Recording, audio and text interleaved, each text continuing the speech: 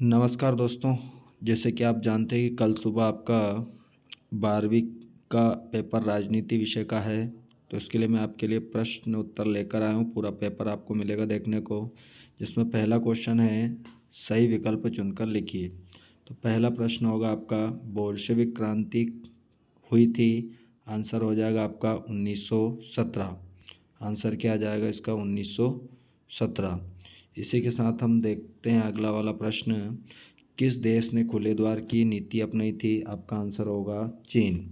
अगला प्रश्न होगा आपका, अंतर्राष्ट्रीय न्यायालय का मुख्यालय कहाँ है। होगा आपका आंसर हेग। अगला प्रश्न आपके लिए है, मानव अधिकार दिवस कब मनाया जाता है। 10 दिसंबर को। अगला प्रश्न होगा,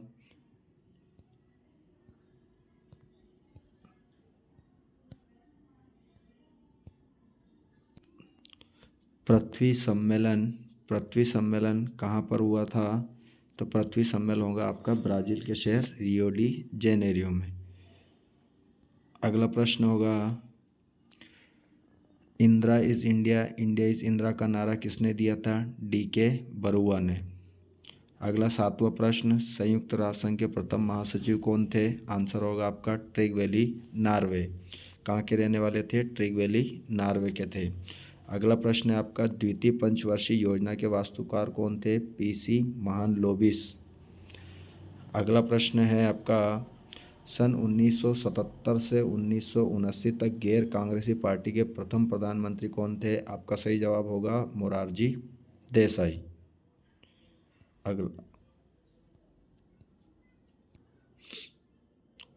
अगले प्रश्न की ओर हम बढ़ते हैं। आपके बोल्शेविक कम्युनिस्ट पार्टी के संस्थापक कौन है। आंसर होगा आपका व्लादिमीर लेनिन। आंसर क्या हो जाएगा आपका व्लादिमीर लेनिन। अगले प्रश्न की ओर हम बढ़ेंगे, आसियान की स्थापना हुई थी। आंसर होगा आपका 1967। अगला होगा, स्वतंत्रता के समय मणिपुर के राजा कौन थे। आंसर होगा आपका महाराजा बोचन सिंह। अगला प्रश्न, क्यूबा का प्रेक्षापात संकट कब हुआ था। 1968 में होगा। अगले प्रश्न की ओर बढ़ेंगे, यूरोपीय संघ की स्थापना कब हुई थी। आंसर होगा 1992।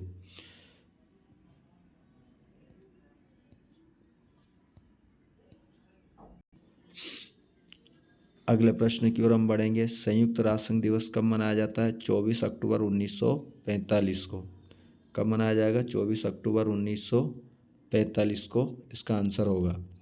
अगले प्रश्न की ओर हम बढ़ेंगे, तो अगला प्रश्न आपका होगा, परमाणु अप्रसार संधि कब हुई थी। 1968 में। कब हो जाएगी, 1968। अगला प्रश्न, पृथ्वी सम्मेलन हुआ था 1992 में। अगले प्रश्न की ओर चलेंगे, राज्य पुनर्गठन आयोग का गठन हुआ था 1953 में। कब हो जाएगा, 1953 में। इसी प्रकार से रिक्त स्थान देख लेंगे, जल्दी जल्दी हम देखेंगे। तो अगला मिलेगा आपको, संयुक्त राष्ट्र संघ का सबसे महत्वपूर्ण अंग कौन सा है। महासभा। अगला, स्वतंत्रता के समय भारत में देशी रियासतों की संख्या कितनी थी। 565। भारत में अर्थव्यवस्था प्रणाली को अपनाया गया है। किस प्रकार की प्रणाली है वर्तमान में, मिश्रित। भारत के विदेश नीति के जनक कौन है, पंडित जवाहरलाल नेहरू। सिक्किम राज्य किस सन में बना था, 1975। भारतीय जनता पार्टी एक दल है, राजनीतिक दल है। रूस के प्रथम निर्वाचित राष्ट्रपति कौन थे, बोरिस येल्सिन। अगला प्रश्न है आपका, खालिस्तान दिया हुआ है में भारत ने क्योटो प्रोटोकॉल पर हस्ताक्षर किए थे। आंसर होगा आपका 1997। अगला प्रश्न होगा नवा, गुजरात दुग्ध विपणन संघ का प्रसिद्ध नाम क्या है। आंसर होगा अमूल। 10वां प्रश्न, बिहार में संपूर्ण क्रांति का आह्वान किसने किया था। आंसर होगा आपका जयप्रकाश नारायण। 11वां प्रश्न, भारत ने शांति सेना श्रीलंका में कब भेजी थी। 1987 में। 12वां प्रश्न होगा, 18वां दक्षिण सम्मेलन कहाँ हुआ था, नेपाल में। 13वां प्रश्न मिलेगा आपको, वैश्वीकरण की शुरुआत में हुई थी 1991। 14 नंबर प्रश्न होगा, नीति आयोग की स्थापना कब हुई थी। 1 जनवरी 2015 को। कभी कभी अध्यक्ष भी पूछ लिया जाता, तो जो वर्तमान प्रधानमंत्री होता है वही नीति आयोग का अध्यक्ष, यानी कि वर्तमान में प्रधानमंत्री कौन है, हमारे नरेंद्र मोदी। तो वही क्या मिलेंगे आपको, नीति आयोग के अध्यक्ष। अगला प्रश्न है 15 नंबर, बाइडुंग सम्मेलन कब हुआ था? 1955 में, इंडोनेशिया। अगले प्रश्न की ओर चलेंगे, सत्य सत्य में बर्लिन की दीवार का गिरना किसका शीत युद्ध का अंत है? बिल्कुल सत्य होगा। भारत ने क्योटो प्रोटोकॉल पर 1977 में हस्ताक्षर किए थे, ये गलत है दोस्तों, थोड़ा सा बाय मिस्टेक हो गया। भारत ने क्योटो प्रोटोकॉल पर 1997 में हस्ताक्षर किए थे, तब जाके क्या होगा? ये सत्य होगा। इसको थोड़ा सा देख लेना, बाय मिस्टेक हो गया। भारत ने क्योटो प्रोटोकॉल ब्रैकेट में आएगा 1997 पर हस्ताक्षर किए थे, तब सत्य होगा। अगर 1977 लिखा हुआ है तो ये आपका क्या हो जाएगा? असत्य है। तीसरा प्रश्न है, वैश्वीकरण से रोजगार के अवसर कम हो जाते हैं? असत्य। वैश्वीकरण के माध्यम से रोजगार के अवसर बढ़ जाते हैं। चौथा प्रश्न होगा, पंचशील समझौता भारत और चीन के मध्य हुआ? आंसर है आपका सत्य। पांचवा प्रश्न है, मंडल आयोग का संबंध महिलाओं से है? असत्य। किससे था? ये रिजर्वेशन से था। ओबीसी को, अन्य पिछड़ा वर्ग को केंद्र में रिजर्वेशन था, वो भी 27%, तो महिलाओं से है, ये असत्य होगा। आंध्र प्रदेश की भाषा तेलुगु है? बिल्कुल सत्य होगा। सातवां प्रश्न है आपका, राज्य पुनर्गठन आयोग 1953 के अध्यक्ष न्यायमूर्ति फजल अली थे? बिल्कुल सत्य है। आठवां प्रश्न, भारतीय सेना ने 1961 में सैनिक कार्रवाई द्वारा गोवा को मुक्त कराया था? बिल्कुल सत्य होगा। ग्लोबल वार्मिंग प्रलय का कारण है? बिल्कुल सही है। तापक्रम ही या ताप वृद्धि ही प्रलय का कारण होगा, ऐसा क्या? इसका आंसर सत्य होगा। 10वां प्रश्न है, सार्क का मुख्यालय काठमांडू में है? नेपाल की राजधानी काठमांडू में? बिल्कुल सत्य है। यूरोपियन यूनियन के झंडे में धान की 10 बालियाँ? असत्य है। क्या है उसमें? 12 सितारे हैं, वो भी गोल्डन कलर के। 12वां प्रश्न है, अंतर्राष्ट्रीय आणविक ऊर्जा एजेंसी की स्थापना 1957 में हुई थी? बिल्कुल सत्य। इसी प्रकार से निम्नलिखित प्रश्नों के उत्तर एक शब्द वाक्य में दीजिए। तो देखिए, यूरोपीय संघ के झंडे में कितने सितारे हैं? 12 हैं। अमेरिकी वर्ल्ड ट्रेड सेंटर पर आतंकी हमला कब हुआ था? 11 सितंबर 2001 को। प्रश्न नंबर 3 है, विश्वग्राम की संरचना को क्या कहा जाता है? वैश्वीकरण। अगला प्रश्न मिलेगा आपको, द्विराष्ट्र सिद्धांत का प्रतिपादन किसने किया था? आंसर होगा आपका मोहम्मद अली जिन्ना। अगला प्रश्न, प्रथम पंचवर्षीय योजना किस सन में लागू हुई थी? 1 अप्रैल 1951 में। छठा प्रश्न है आपका, श्वेत क्रांति का संबंध किस उत्पाद से है? तो आंसर होगा दुग्ध उत्पादन। अगला, 7वां गरीबी हटाओ का नारा दिया था इंदिरा गांधी के द्वारा? 1971 का भी सन पूछ लिया जाए तो 1971। 8वां प्रश्न है, 1969 में भारत के राष्ट्रपति का चुनाव किसने जीता था? वीवी गिरि ने। इनके विपक्ष में कौन थे? नीलम संजीव रेड्डी चुनाव हारे थे। 9वां प्रश्न है, 1977 में आपातकाल के विरोधी कांग्रेसियों ने कांग्रेस फॉर डेमोक्रेसी का अध्यक्ष किसको बनाया था? बाबू जगजीवन राम को।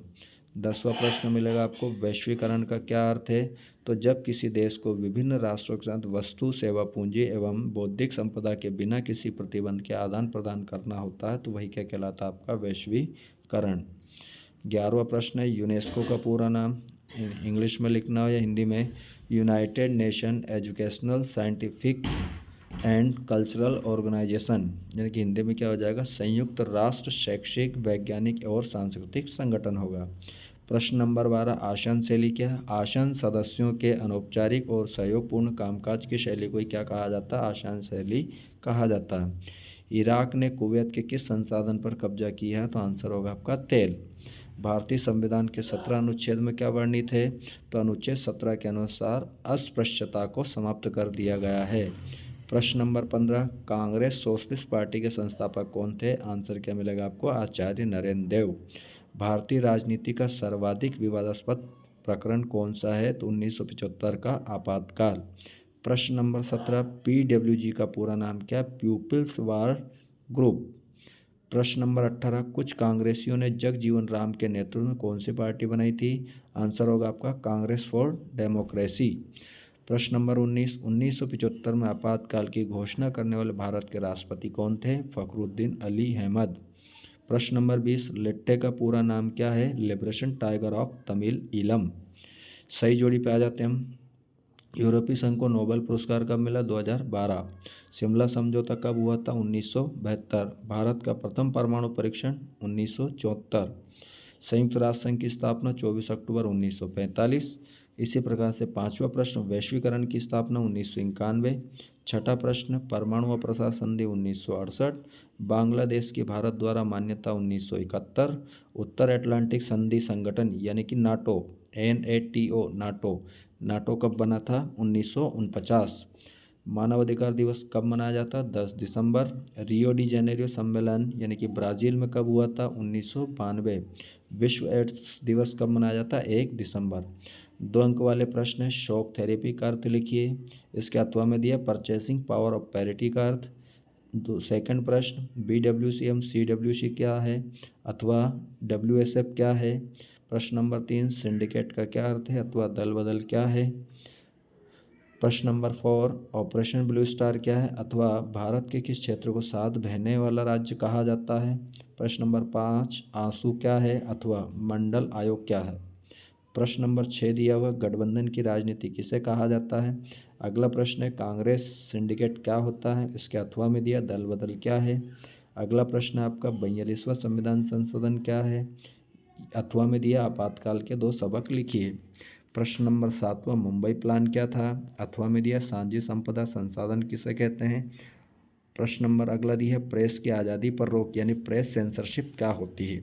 इसी प्रकार से जो प्रश्न दिए 2-2 अंक वाले, इनमें से आपको सुबह के पेपर में देखने को मिल जाएंगे। बहुत अच्छे से कर लीजिएगा क्योंकि बहुत मेहनत से बनाया है, बहुत छांटने पड़े हमें।